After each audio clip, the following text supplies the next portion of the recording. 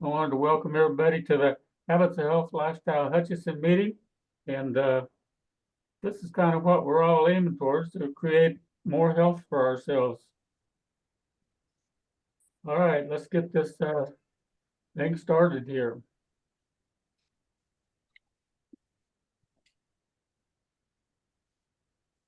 Okay, today we're going to talk about vitamins and minerals. And I might mention that I didn't get the disclosure sheet in here, and so disclaimer. And so what I want to say is that everybody's different, and the things we talk about here, we have clients and health coaches, and not everybody has the same results. And we're not doctors. We're not recommending anything. We recommend that you talk to doctors on anything as far as weight loss is concerned, or any vitamins and minerals is concerned that we'll be talking about today. You talk about them. Don't take us for our word. We've done a lot of research into the things that we do talk about, because we've been doing this, gosh, what, 10, 12 years, Bill? Yep, about that. And what we do is we just cover a different subject of health each week. And this week we're going to talk about vitamins and minerals. Intro to water, vitamins and minerals. Yeah, I threw water in there. Now, important thing about water and vitamins and minerals, all these three things help regulate the different body functions. And you're going to find most of the minerals and vitamins in the fruits and vegetables. If you have a lot of fruits and vegetables on a daily basis, you should be doing pretty good as far as your vitamins and minerals are concerned. What they do is they build, defend, and maintain the muscles in your body, and that type of thing. And most important about this is we all like to not have calories. Well, you see, there's very few calories in your vitamins and minerals and water down there at the bottom.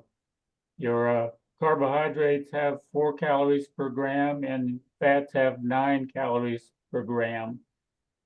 So, but as far as the water, minerals, and vitamins, no calories whatsoever. That's nice to know. And vocabulary, what you need to know about here is deficiency. That means not getting enough of something, or shortage. And toxicity, that's taking too much of something. Water soluble, it means it dissolves in water, and then fat soluble. And we'll talk quite a bit about that. Dissolves in fat. And then macro is large or large amount, and micro or trace is small amounts. And then electrolyte, that's the minerals that help maintain fluid balance in the body. And of course, if you're a hiker, you'll know, or a bike rider, you'll know about electrolytes, because it's important to keep your electrolyte balance so that your body keeps functioning while you're doing some extreme things. Isn't that right, Ron? Mm-hmm. There's some extreme picture there behind you. I know where that's at. I never did get to see that, but at least you guys did. That down the Grand Canyon. What's the name of that falls? Rainbow Falls. Isn't it Rainbow? All right. I never did get to see that, but you did twice, didn't you? Ooh, Okay.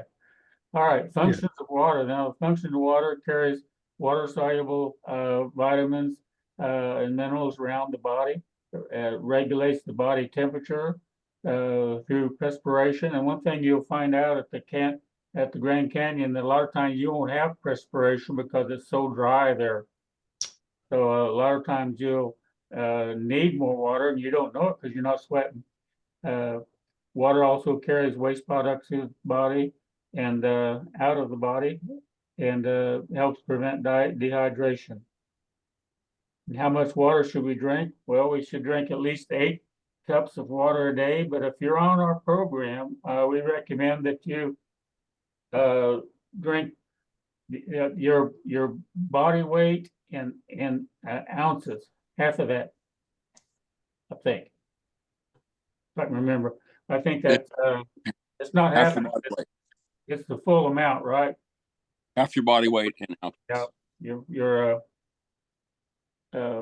body weight in ounces.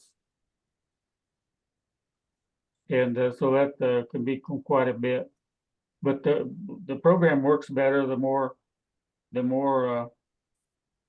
water that you drink, seems like. Now, what dehydration is, this is when you, body doesn't have enough water in it, in order to maintain the normal body functions. And, so common cause of dehydration is vomiting, excessive urination, excessive sweating, and fever. Like I mentioned, down in Grand Canyon, you don't have that excessive sweating part very often. Signs of dehydration is increased thirst, dry mouth, swollen tongue, weakness, dizziness, confusion, and sluggishness, fainting, inability to sweat, heart palpitation, decreased urine output, and dark urine. So those are some of the signs of dehydration, and we have people, we lose people all the time at the Grand Canyon because of dehydration, and there's even doctors have passed away because of dehydration. You think that a doctor would know, but sometimes they don't. That's kind of the way it goes. So how hydrated are you? And this is your urine color, and you number 1, 2, and 3, you're well hydrated. But if it turns down to 4 through 8, you're not getting enough water. Now, overhydration is something that's a real thing, and you need to have balance in all things. Now, our health coach Whitney, she was drinking entirely too much water, and she ended up in the hospital. So it can happen. You can drink too much water, and it messes up the balance in your body. Hydration before, during, and after physical fitness. You want to make sure that you drink plenty of fluid before, during, and after any physical fitness, or riding your bike or taking hikes or doing exercises. You want to make sure that you do that. And sports drinks are good, but a lot of times they have a lot of sugars in there, and carbohydrates. So those are really not good for you. You should really watch on those. It really bothers me to see people drinking those power drinks all the time. You know, they just don't realize the calories in there, and the caffeine in there. They're not a healthy drink. Okay. Now we kind of go through them. Water soluble vitamins, ascorbic acid, that's C, and vitamin B9, folate. Those are water soluble. That means they're carried around your body in the water. This is dissolved in the blood, because your blood is mostly water. Vitamin C. Now the function of what this is, it protects the body against infections. And you find it in your citrus fruits, strawberries, broccoli, and tomatoes. And deficiency, scurvy. You've probably heard of scurvy. Now, the way they found about this, a doctor that was with the Navy, British Navy, figured out that people were getting scurvies, and scurvy is where you start bleeding from the gums, and that's one of the symptoms. And you could start losing your teeth, hemorrhoids, breakdown of collagen. Collagen is 30% of your protein in your body is collagen. And so if you don't have enough vitamin C, then the body muscles and cartilage and everything starts to break down. And he figured out that it was because they weren't getting any fruits or vegetables, especially limes is really good. And that's why they called British sailors limeys now to this day. And that was back in the Salem days when they figured that out. And if you have too much of it, it can cause kidney stones and it'll interfere with vitamin E. B9, folic acid, helps the body make new cells, and this is important for a woman that is pregnant to be sure and talk to the doctor to find out what the amount of folic acid they need to take. Dark leafy green vegetables is one of them, and if you're not getting enough, then spino bifida, I think I pronounced Bifida. bifida. Yeah, bifida. All right. You think after all the times I've given this presentation, I've learned how to pronounce that, right? No, wrong. You get too much of it, and it can mask your vitamin B12 deficiency. Fat soluble vitamins. These are the ones that they're fat soluble. There's fat in your blood, and it forms a little packet around these things and takes those around the body. In other words, they're not water soluble, so the blood wouldn't normally do that. It has to have these a certain amount of fat and the right kind of fat in order to deliver these around the body, and that's your K, E, A, and D. Now, vitamin K, the main function of vitamin K is it helps with blood clotting. And of course, you get those from the green leafy vegetables. Bleeding and bruising, if you don't have enough of it, so if you bruise easily, it might be a lack of vitamin K. And toxicity, if you get too much of it, then the jaundice breakage of red blood cells.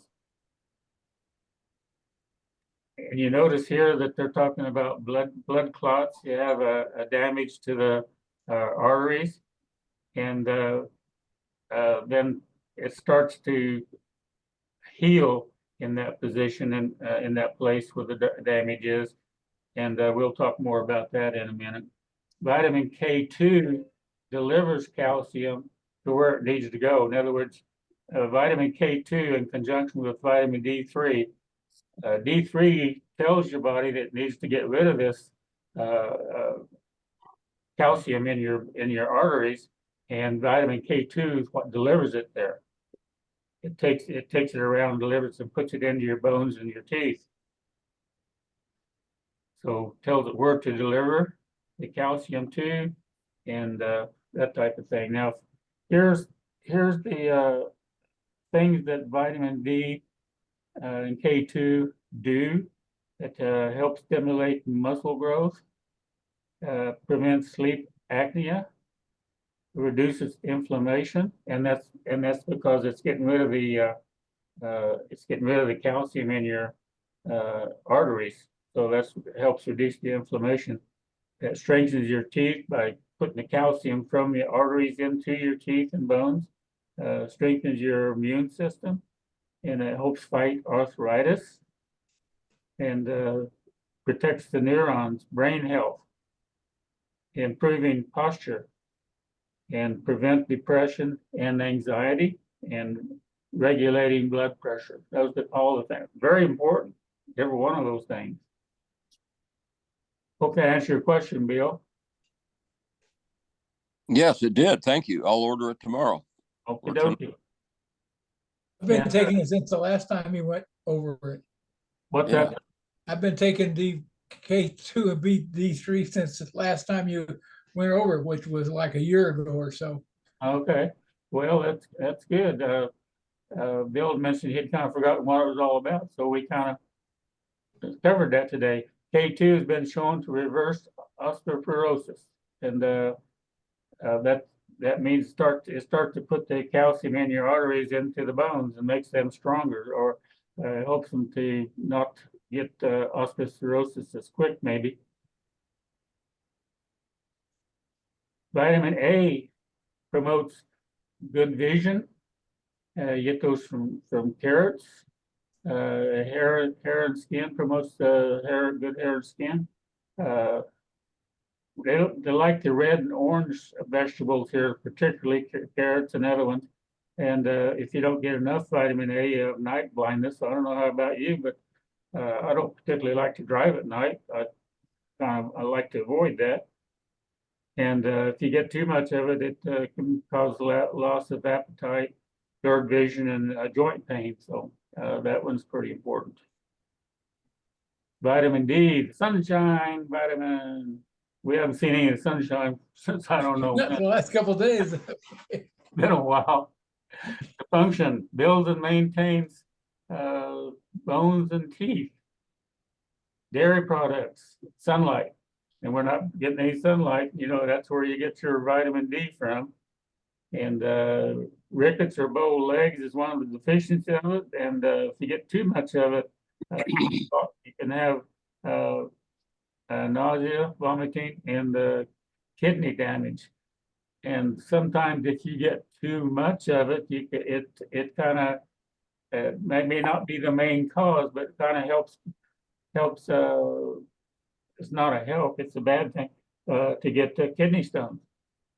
So, you know, you want to overdo your vitamin D, and you want to make sure that your water levels are up. Those two things will help with the kidney stones more than anything. Symptoms of toxicity, confusion, nausea and vomiting, muscle weakness, kidney stones, there it is, headache, abdominal pain, and heart rhythm. Pronounce that one for me, Ron. What? Pronounce that one for me down there on the bottom. Arrhythmias? Arrhythmia? Arrhythmias. Okay, well, whatever. That's where your EKG is Is that when your heart doing all sorts of things. it flutters or something? Yep. Okay. Now we can ask Ron these things because he's a EMT. And actually an AEMT, aren't you? Yeah. Okay. Almost EMT. Yeah, he can travel by air. Vitamin E protects the membranes of white and red blood cells. And of course, the source is oils and fruits and vegetables. Deficiency, poor nerve connections and neurological problems. And if you have too much vitamin E, you get headaches, brain hemorrhage, muscle weakness. Okay, your macro, which is the small, no, a lot. That's a large amount. Macro elements, minerals is calcium is one, and that means you need a large amount of it. Micro means just trace amount, small amount. Iron is one, copper is another. Those are trace minerals that you normally get just through the food that you eat, and they are important. Calcium strengthens teeth and bones, and the deficiencies, osteoporosis. The bones become weak and brittle due to mineral loss, and too much of it, like I mentioned a while ago, calcium, kidney stones. And this is what the difference is. It just there's a lot of holes and gaps in the bones that with osteoporosis. So we want to work on doing, making sure that you take care of those. Now, I know one time, and it's been a while, but my bone density scan improved by about 12% over about a 2-year period. And that was after I started taking vitamin D3 and K2. I'm not saying that's what caused it, but it's good possibility that's what helped. Now, I just had one. In fact, I'll be having one next Monday. I'll be having another bone density scan. We'll see how I'm doing. Iron helps make red blood cells and helps our muscles store and use oxygen. So very important. It's gonna ride a bike like Everett and hike like Ron. Food sources: animal products, meat, and dark green leafy vegetables. deficiency anemia. I know my mom used to take vitamin B12 because she was anemic most of the time. Toxicity is heart disease, elevated LDLs. That's cholesterol. Electrolytes help maintain fluid balance. Sodium, potassium, are an important part of that. Potassium can be found in the bananas, sodium in the salt. Function maintains fluid and balance in the body. Salt, fruits and vegetables is what it is. If you don't have enough of it, you get muscle cramps, irregular heartbeat, and seizures. This is why you need to really maintain those, especially if you're doing some extreme hiking. And then toxicity is high blood pressure. You have too much salt. It's supposed to be kind of cut back on your salt, but not when you're hiking or biking. Now here's some of the ones that I currently take. Calcium, magnesium, and zinc. Over here on the left, the zinc is very important. You need to make sure you're taking something that has zinc in it. Collagen, like I mentioned, 30% of the proteins that you have in your body are made of collagen. That they're good for your skin. It's good for your joints. I use it for my joints, and so far since I've been taking it, I've been lucky. I haven't had. I keep worrying about down New Orleans. Stepping onto the streetcar. I kind of I didn't fall, but I almost fell, and I hurt my hip, and it hurt for 3 days. My right one, not the one I had replaced, but it's okay now. But I worry about that one. I don't know. I told my wife, if I have to go through another total hip replacement, shoot me. She says, "Can I do it now?"